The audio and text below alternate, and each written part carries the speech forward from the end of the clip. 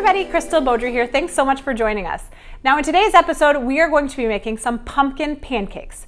Now if you haven't checked out the previous video on candied pecans, make sure to go do that because we're going to sprinkle those on top and it's going to be so delicious and a perfect fall treat.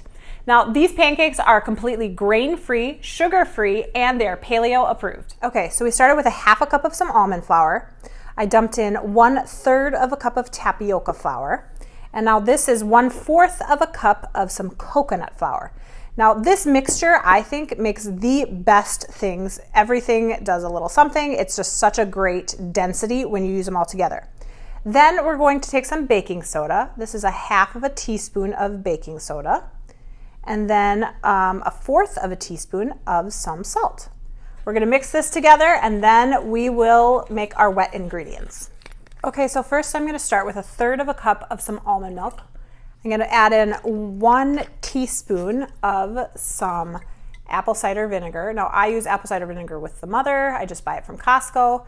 And I'm gonna let this sit for a couple of minutes because it's going to turn into buttermilk when I do it like this.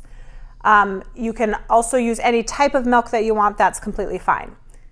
I just got my mixing bowl out because I'm gonna do the wet ingredients in here. So I did 4 eggs.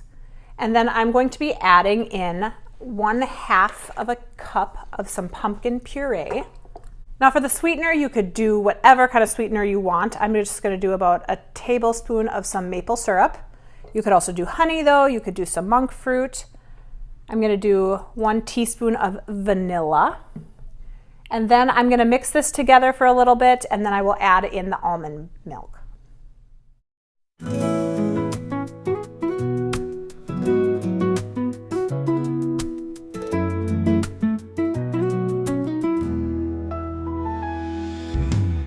Now with my dry ingredients, I forgot to add in the pumpkin pie spice. So I'm gonna do that right before I continue here. Now I just, of course, make my own.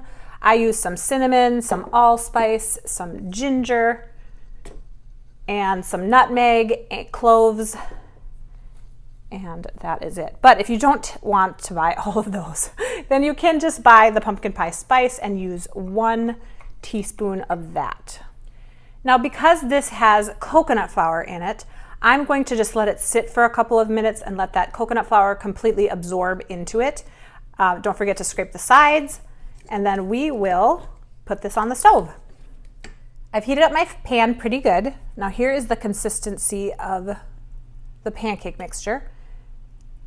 Now pumpkin pancakes are more liquidy than normal. So I would suggest shaking the pan a little bit, letting it not all clump up together in one middle portion of this.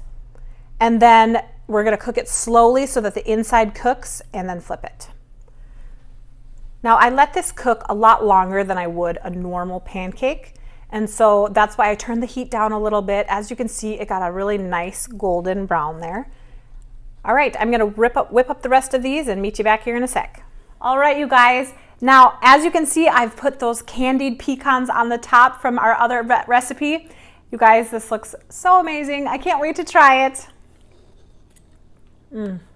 Oh man. This is the perfect fall breakfast. Make sure to try it. Let me know in the comments once you do. We'll see you next time. Bye.